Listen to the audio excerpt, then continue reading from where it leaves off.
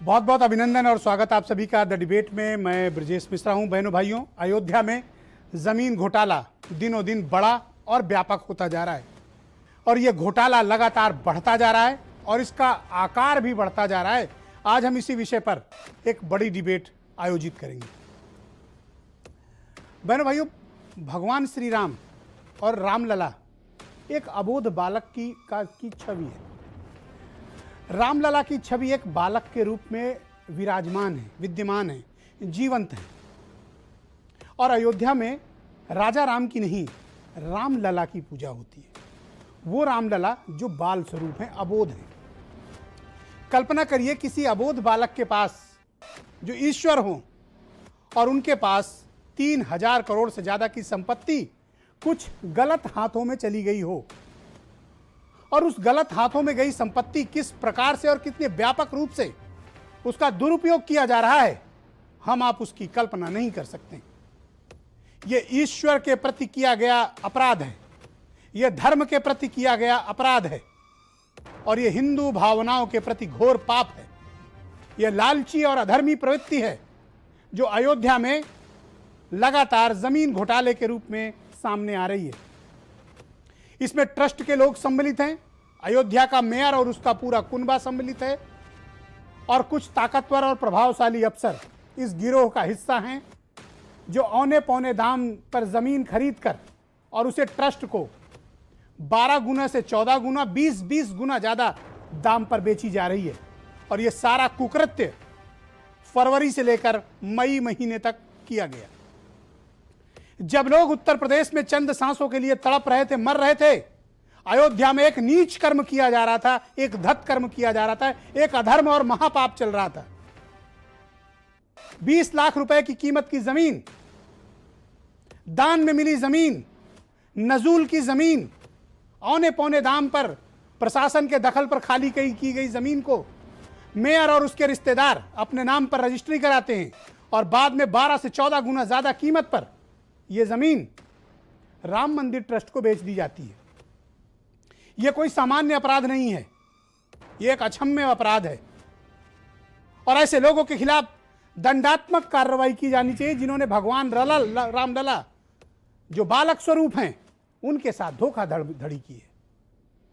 और यह धोखाधड़ी का कोई एक मामला नहीं है कि यह माना जाए कि आपसे कोई मिस्टेक हो गई है। यह संगठित तरीके से चंदे की लूट है, यह संगठित तरीके से चंदे की चोरी है। ऐसा प्रतीत होता है कि 3000 करोड़ से अधिक का बड़ा कोष कुछ ऐसे लोगों के हाथ में है जो भ्रष्टाचार को बढ़ावा दे रहे हैं, जो जमीन की खरीद में लूटपाट कर रहे हैं।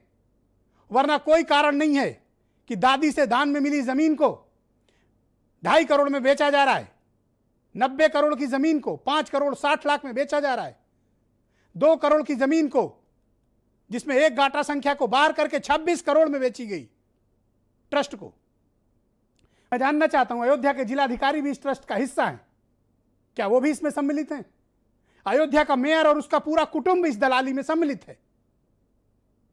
और अब तक के जो प्रमाण आए हैं, ट्रस्ट के 2 महत्वपूर्ण पदाधिकारी चंपत राय और अनिल मिश्रा की इसमें भूमिका स्पष्ट है, क्योंकि जितने भी पेपर्स सामने आए हैं सब में इन दोनों की दस्तखत है।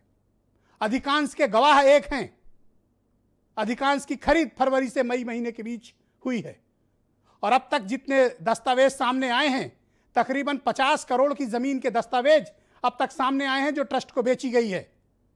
कौड़ियों के भाव की इस जमीन को क्या कारण है कि 12 से 14 गुना अधिक दाम पर ट्रस्ट खरीद रहा है? 2-3 घटनाक्रम पर आप नजर डालें बहनों भाइयों। यह भ्रष्टाचार का प्रतीक है, यह भ्रष्टाचार का जीवंत प्रमाण है। इसकी किसी जांच की आवश्यकता नहीं है। कागजात खुद चीख चीख कर भ्रष्टाचार की कहानी को बता रहे हैं कि किस प्रकार से चंदे में चोरी की जा रही।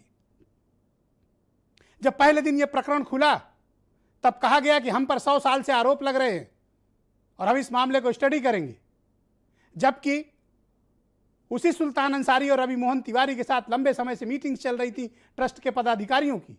तब यह क्यों नहीं स्वीकार किया गया? जब यह कहा गया कि यह पेपर फर्जी हैं, आज वो पेपर सही साबित हो रहे हैं। जब यह कहा गया कि इस प्रकार के जमीन के सौदे नहीं हुए, आज वो साबित हो रहा है। और अचानक से बताया जा रहा है कि अयोध्या के भीतर जमीन की कीमतें तो 10 गुना बढ़ गई। क्या ये जमीन की कीमतें बढ़ी है नहीं, ये ट्रस्ट तय करेगा या वहां का जिला प्रशासन? वही जमीन मेयर के भतीजे को 20 लाख में मिलती है और वही मेयर का भतीजा 2 महीने के बाद उसी जमीन को 2.5 करोड़ में ट्रस्ट को बेच देता है। क्या 2 महीने के भीतर कीमत 10 गुना बढ़ गई? इस बात का जवाब ट्रस्ट का कोई पदाधिकारी देगा? क्योंकि पहली रजिस्ट्री में भी ट्रस्ट के मेंबर अनिल मिश्रा की दस्तखत हैं, 20 लाख वाले में भी, और जब 2.5 करोड़ में बेची गई तब भी अनिल मिश्रा के दस्तखत हैं। ये जो महापाप हुए उसमें अनिल मिश्रा की बराबर की भागीदारी स्पष्ट परिलक्षित होती है, और जितनी भी रजिस्ट्री हुई सब चंपत राय के दस्तखत से हुई है।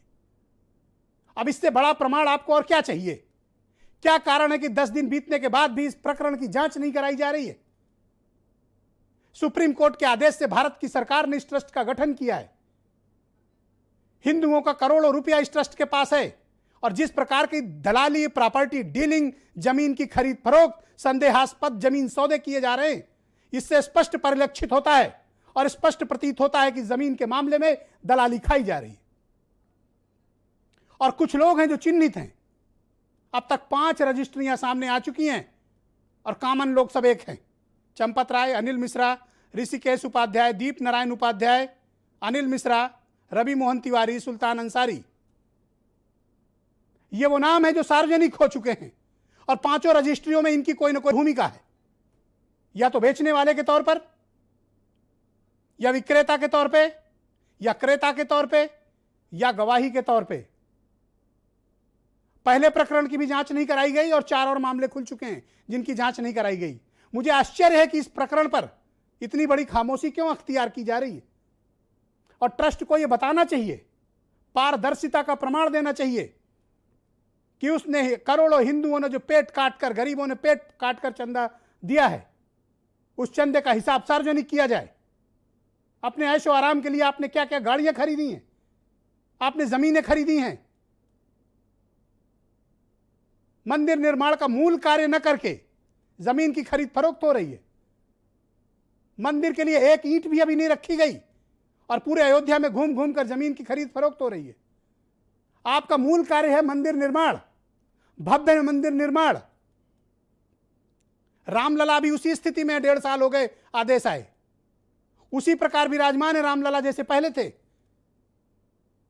लेकिन जिनके हाथ में ये 3200 करोड़ का कोष है, वो पूरे अयोध्या में घूम घूम कर जमीनें खरीद रहे हैं, और अयोध्या का मेयर इस प्रॉपर्टी डीलिंग में सम्मिलित है। पूरे परिवार समेत वो गुनहगार है। अब तक इस मेयर के खिलाफ FIR हो जानी चाहिए थी, सभी खाते जब्त कर लिए जाने चाहिए थे इन लोगों के। ये ट्रस्ट की आड़ में भ्रष्टाचार को पुष्पित पल्लवित किया जा रहा है, यह आश्चर्य का विषय है। और मैं जानना चाहता हूं कि भारत की सरकार, उत्तर प्रदेश की सरकार और सुप्रीम कोर्ट के आदेश जिससे गठन हुआ इस ट्रस्ट का, इस भ्रष्टाचार को बढ़ावा कौन दे रहा है? 10 दिन के बाद भी कोई कार्रवाई ना होना, यह प्रमाणित करता है कि भ्रष्टाचारियों के हाथ कितने मजबूत हैं, कि वो भगवान के चंदे की चोरी कर रहे हैं और छाती ठोक कर घूम भी रहे हैं अयोध्या के भीतर, कि कोई उनका कुछ बिगाड़ नहीं सकता। अगर ट्रस्ट में पारदर्शिता है तो सामने आए, सार्वजनिक प्रेस कॉन्फ्रेंस करें और एक एक सवाल का जवाब दें। बताएं कि 20 लाख की जमीन 2.5 करोड़ में क्यों खरीदी, 2 करोड़ की जमीन 26 करोड़ में कैसे खरीदी गई, और 90 लाख की जमीन 5 करोड़ 60 लाख में क्यों खरीदी गई। कुछ वक्त पहले जो जमीन 90 लाख की थी, महज कुछ टाइम के भीतर उसको आपने 5 करोड़ 90 लाख में किस आधार पर खरीद लिया? क्या आप अपना घर का निर्माण कर रहे होते तो क्या इसी प्रकार का भ्रष्टाचार करते? नहीं करते, एक एक रुपया आप बचाते। लेकिन हिंदुओं के चंदे का पैसा लूटा जा रहा है और कोई बोलने को तैयार नहीं है, ना इन पर कोई कार्रवाई कर रहा है। जिन्हें अब तक सलाखों के पीछे होना चाहिए, जिनके खाते संपत्ति जब्त कर लिए जाने चाहिए, जिनके घरों को बुलडोजर से गिरा दिया जाना चाहिए, जो इस अधर्म और पाप के और लालच के भागी हैं, वो खुलेआम आजाद घूम रहे हैं और लगातार भ्रष्टाचार कर रहे हैं। यह अपने आप में बेहद चौंकाने वाली, हैरान करने वाली बात है। भगवान के काम में चोरी, भगवान के काम में भ्रष्टाचार।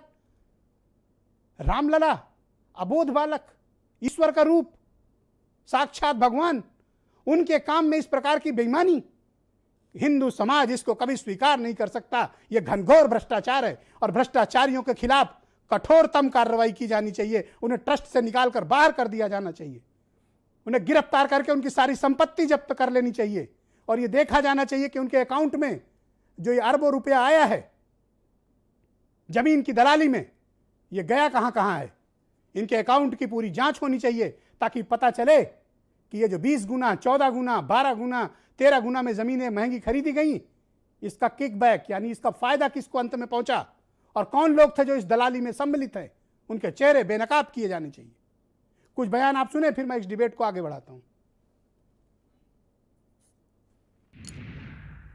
मई 2021 को श्री राम जन्मभूमि ट्रस्ट चंपत राय जी को बेची गई। 92 लाख के मालियत की जमीन 5 करोड़ 60 लाख रुपए में ट्रस्ट को बेच दी गई। दीप नारायण को मालियत से सस्ती जमीन मिल जाती है, बीजेपी के नेता को मालियत से सस्ती जमीन मिल जाती है और वही बीजेपी का नेता ट्रस्ट को 4 गुना, 6 गुना, 12 गुना, 13 गुना महंगे में जमीन बेच रहा है। बीजेपी के नेता चंदा चोरी नहीं कर रहे हैं तो क्या कर रहे हैं? हमने 20 लाख रुपए में बेचा। दीप नारायण नाम था जिन्होंने जमीन हमसे लिया। वो नजूल की जमीन थी, तो नजूल जब तक फ्री होल्ड नहीं हो सकता तो उसका बैनामा नहीं हो सकता है। तो क्या उन लोगों कहा हमसे कि चूंकि राम जन्मभूमि ट्रस्ट को इस भूमि की आवश्यकता है, इसलिए यहाँ के नियम महोदय उसको फ्री होल्ड कर देंगे, आप दे दीजिए, हम करा देंगे। अब वो कराए कि नहीं कराए भगवान। जिस ज़मीन को मैंने खुशी से दान किया था वो ज़मीन इतने रकमों में कैसे बिक रही है। तो मैं भारत के यशस्वी प्रधानमंत्री श्री मोदी जी से, गृह मंत्री जी से, अपने उत्तर प्रदेश के यशस्वी मुख्यमंत्री श्री योगी जी से निवेदन कर रहा हूँ कि इसकी जांच की जाए, इसकी CBI जांच हो कि इसका दूध का दूध और पानी का पानी हो। तो आज के कार्यक्रम में मेरे साथ समीर